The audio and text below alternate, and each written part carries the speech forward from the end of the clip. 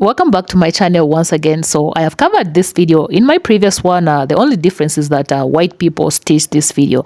I just thought of making two separate videos because I believe different races react to different things differently. So just in case you have not seen my previous video, we have this white man who made this video telling black people that he doesn't owe them anything, any reparations. Let's get into this video and then we are gonna talk. It's always pay your debts until the topic of reparations comes up. Have we reached such a privileged point in our society that we have to look into history in order to find things to fix rather than fixing problems that are right in front of us? The reason nobody talks about the debts of reparations is because the people who owe the debts are not alive. Now, y'all don't want to say it, but I'll say it because whatever. I'm white, right? But guess what? I don't owe you anything. I never owned anyone. I don't owe you anything. And nobody will say it, but I don't. Nobody is responsible for the crimes of their ancestors. If that's the case, then every single one of us would owe every single one of us something, because throughout history, every single person, regardless of skin color, has been owned. So what point of history are we going to be focusing on? The last 100 years or the last 200 or 300 or 400? Or maybe we can focus on the future and focus on creating a future where skin color doesn't matter. And I already know I'm going to get called the R word that ends in cis. Yeah, you guys know what I'm talking about, because I'm the one that's going to say I don't owe reparations. But the truth is, the people who think you still need reparations today are the people you should be looking at. They actually think you can't succeed based off of your own merit and that you need help from everybody else in order to succeed in this country. And isn't it ironic that the people who are saying this are the ones who are the most successful in our country? The ones who are saying that you need reparations to succeed when they didn't need them? Shouldn't they be a prime example that success is possible? No. It's because they don't believe that you're as capable as they are. If we want skin color to not have any merit on how much you can contribute to society, then we have to stop putting so much emphasis on it. He's not serious, right? Oh yes, he is, right? When you watch this guy's videos, I don't know if it's just me, but there is a demographic type of people that he doesn't like. How is that even possible when you have decided to steal the mannerism of black women, and no one can convince me that he learned that from his mom or sisters or his community, and yet he's out here on the internet talking about not stealing or not owing anything to black people. Let's get into the stitches because even his type of people laughed at his level of his ignorance. The thoughts I played on my previous video are the same ones that are attached to this video at the end of this video. So let's get into the stitches. But guess what? I don't owe you anything. You owe your entire personality to the stereotype of a black woman. The fuck is that? Anything. I never owned anyone. Are you morally responsible for that? No, you have never owned slaves, right? But are you morally responsible to try and correct the lingering effects of slavery, the lingering economic impacts of redlining or Jim Crow? You know, there are classes of assets that black people generationally have not had access to. This includes land, large amounts of capital, business ownership, the means of production, right? They haven't had access to these things by design generationally. And like, what is it? Currently, we see the effects that there's very little land ownership by black people. We see that generally black communities are have 1/10 the net worth and household income that white people do in this country. So that we see that they have been systematically disempowered. So you're not morally responsible for slavery, okay? But you are morally responsible to correct the effects, the lingering effects, the lingering inequality that was caused by the sins of the past. You're not responsible for the sins, but you are responsible to help correct those things, because you are benefiting from generational wealth that black communities are not benefiting from. Plain and simple. I mean, it's very simple. Points. One, you should be in favor of reparations, and I'll tell you why. But first, I totally understand why you're not in favor of reparations. You're a poor white man who has failed to achieve any meaningful financial success despite living in a country that was quite literally built for you. So of course you don't believe in white privilege because you've failed to capitalize on yours. But there's this great quote, rising tides lift all boats. So if you stand side by side and help the descendants of slaves receive reparations, they will stand by you in your fight for pay equity, unionization, and political representation. And you should want Black people on your side because they have more social and cultural capital than any other marginalized group in this country, than any other group, period. In addition to all of that, there's already a precedent for reparations in this country. The former owners of slaves received reparations from the government for their lost property. So when you say don't deserve, it just leads me to believe that you don't know your history. And nobody will say it, but I don't. Oh, I could not take another second of that video. This has nothing to do with your skin color or my skin color. This has everything to do with holding our government accountable. Government has been around since the birth of our country. Our government needs to be held accountable for their past actions and the actions that are still being allowed to happen today. Racism is still big within our country. It is sickening. And you, yes, you are part of the problem. Look beyond that damn mirror. Stop being so thick-skulled, self-centered, and arrogant. Do better. Shame on you. You ask a good question for somebody that's never heard of the concept of debt. But I bet if your parents died and you inherit their house, you would understand that if they still had a mortgage on that house, you would owe that bank money. The bank wouldn't just say, you know what, the people that borrowed this money are no longer here, so here, you take the deed to the house, it's yours. That's not how it works. You pay the bank now. Otherwise, the bank will take the house, and America is that house.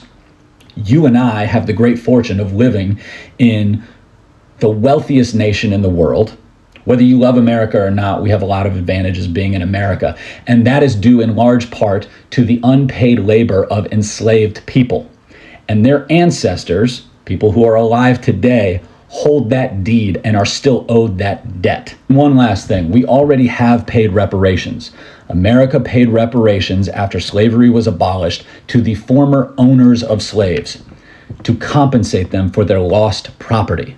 So we have demonstrated an ability to pay reparations. Now it is time, long overdue, to pay reparations to the right people. Whatever. I'm white, right? Yes, the whitest. Guess what? I don't owe you anything. I never owned anyone. I don't owe you anything. And nobody will say it, but I don't. Yes, Queen, slay, girlfriend.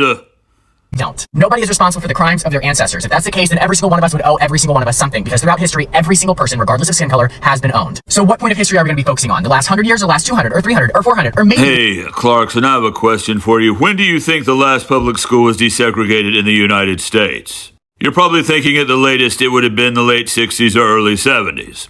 No, it was 2016. Cleveland Central High School, Cleveland, Mississippi, and the original lawsuit to desegregate the school was filed in 1965. Mississippi had essentially been fighting desegregation for 51 years, or 151 years if you want to take it all the way back to the end of the Civil War in 1865. 400, or maybe we can focus on the future and focus on creating a future where skin color doesn't matter. And I already know I'm going to get called the R word that ends in cis. Yeah, you got... That's a bunch of boulder dash. Nobody wants to call you that. It's just, we hear what you say, and there's really not another word for it. We could use the word bigot instead if you prefer that. Yeah, you guys know what I'm talking about, because I'm the one that's going to say I don't owe reparations. Clarkson, what exactly do you think reparations are? I've mentioned this before, but I grew up in post-Jim Crow South, and we had a dark side of town and a white side of town. And nobody ever explained to us why that was. During the FDR administration, there was a thing called redlining, and that prevented black families from living in white neighborhoods, and they were separated by a red line. They were also denied bank loans, they couldn't take part of the GI Bill, they weren't allowed to work certain jobs. The schools in these regions were also inadequately funded. A lot of these places also didn't have access to the same public works as other places. There were no parks for the kids to play in, roads didn't get maintenance the way the other places did. Living conditions just simply weren't as good as they were in white neighborhoods. So, although redlining may have ended, the remnants of it still exist. Once you are raised or born into that sort of environment, it is more difficult to pull yourself out of it. There is no economist or sociologist who is going to argue with me when I say poverty creates more poverty. So the whole time that redlining existed, white neighborhoods and white families had more opportunity to build wealth. That was denied to those living on the wrong side of the red line. A lot of people who live in those areas have to work twice as hard just to survive and achieve as much as their white counterparts. So when you say reparations, you're thinking of cutting a check and giving it to someone. When I hear reparations, I think about using state, local, and federal funds to repair these areas, to improve housing, schools, infrastructure, etc. But the truth is, the people who think you still need reparations today are the people you should be looking at. They actually think you can't succeed based off of your own merit and that you need help from everybody else in order to succeed in this country. I think this may be one of those times when the word bigot would be more appropriate. Affirmative action was a form of reparations. And no, it was not put in place because one group of Americans thought another group couldn't succeed based on their own merits. It was put in place because one group of people were being denied the same opportunities as everybody else. It has never been about a question of merit. And isn't it ironic that the people who are saying— I don't know, nor do I care. I'm just tired of hearing you talk. Well, anyway, this has been Doc for Diesel Punk Industries saying maybe spend a little less time doing this and ripping off stuff from black women, and maybe read a goddamn book for a change. Thanks for watching, and as always, Crunchy White, pimp, forever. The reason nobody talks about the debts of reparations is because the people who owe the debts are not alive. Hello, person that looks like me. I came here to politely argue with you, but before anybody can say that I am a homophobe, I just wanted to make this one in front of the pride flag as well as several others because I'm not straight, and when I just say that without a rainbow background, people it doesn't register. I'm not straight. I'm not mad at you. I want to talk about how the things that people that look like us were raised to believe might not necessarily be true. Like, I was raised to believe that racism and prejudice meant the same thing, and I found out in a really embarrassing way it wasn't. Let me explain. Somebody was kind of picking on me because we didn't agree about adoption viewpoints, and I felt like she was being prejudiced against me in the arguments. Not understanding that these two words did not mean the same thing, I misused the word racism. And it took me a few months to actually learn the difference because I was so embarrassed from being called out. That was my fragility showing, and that is also very embarrassing. So the reason I feel like that's a valid point here is because the same evangelical right side extremists that told me those words mean the same thing and caused me much embarrassment later in life, those are the same people that told me that I would be paying reparations out of pocket, which is not true. So this is my PSA for other people that look like me. I'm sure we have not all been told the same thing, but I'm sure a lot of us have been told the same thing. So if you look like me, if you were raised in an evangelical or a far right-wing household that was possibly bigoted and prejudiced, please question these things, because people of color, honey, they're not coming for your paycheck. They don't want your paycheck. They want the government to keep their end of the deal. Like, the enslaved people never got paid. Okay, enslaved people got freed, and you know who got paid? Not them. The enslavers. That's who got paid. Do you think that's okay? Because black people built our country. They built it from the ground up because our ancestors were too lazy to. That's why they had to go get other people to do it. We got a 400-year head start, and you want to be mad about giving descendants of enslaved people some land and some money? I don't understand. I mean, you understand what it's like to be in a marginalized community, okay, but you don't understand what it's like to live with generational trauma, systematic oppression generationally. Like, I mean, if you really dig into the history, I can't fit what I know in 10 minutes. I can't. There's no way. But we have been screwing over people of color in our country since our ancestors brought them here when they never asked to be here. Yeah, it sounds different when I say it that way, doesn't it? So, before you get out here and get everybody upset about reparations, before you're, spreading misinformation, just know that if you are not living off of generational wealth from the transatlantic slave trade era, nobody is coming directly for your money. If you are living off of that generational wealth from that time, pay up. But most of us that are just regular people living day to day, that's not us, honey. They don't want our money. Uncle Sam is who needs to pay up, okay? It's not you.